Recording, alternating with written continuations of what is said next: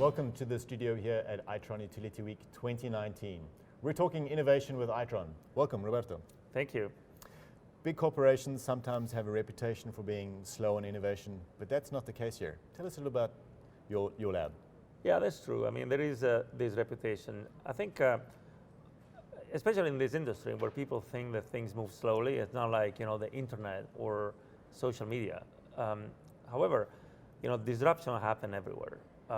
New technology gets into existing products, startup companies disrupt the industry, and often we see that large companies don't exist anymore. In fact, most of the Fortune 500 companies that existed in 1955 don't exist anymore.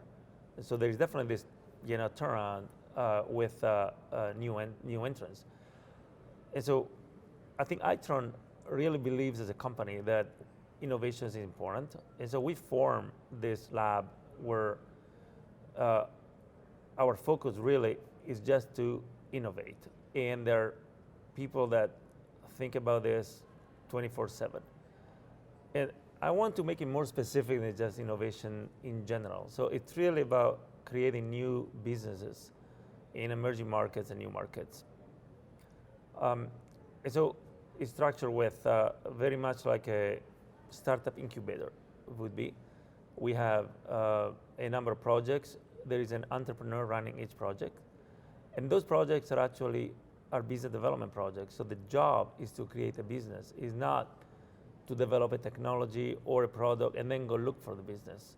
So we use startup tools, we use new technologies, and eventually when we grow these businesses, we transition into the business units. Like every startup company, or incubators, most of the projects actually fail, which is also a big difference from the business unit, right? Business unit, we really don't have fail too much. In here, maybe 70, 80% of the projects don't work out. So we got to learn how to deal with that and try to speed the process. So, the famous fail fast. Yeah. The reality means, let's just not, work too long on a project if we think it's not going to work out. Let's just kill it and move to something else. What are some of the projects you're working on right now that make you excited? Well, one that really excites me is, we call it Project Diamond. It's about carbon reduction and emission reduction.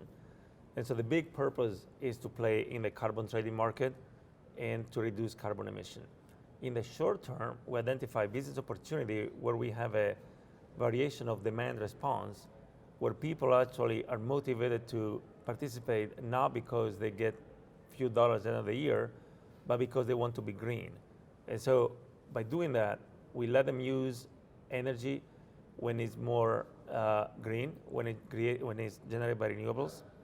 And that way they also participate in a DR program and have much better results for customers and for ourselves. What are the changes you think in the next 3 to 5 years? What are the innovations that are going to change the game? Well, I mean, I think predicting the future is a risky business, right? But I think that we're going to see more database businesses. We're going to see more value added on the data that either we already collected or we are collecting, or that we are going to add with other sensors, and to put some intelligence on that data, like more machine learning or AI, and trying to get more insights out of the data. I think we're going to see that happening. Excellent. Thank you for joining us. Well, thank you. Be sure to subscribe to Smart Energy International's digital platforms for more industry-related content.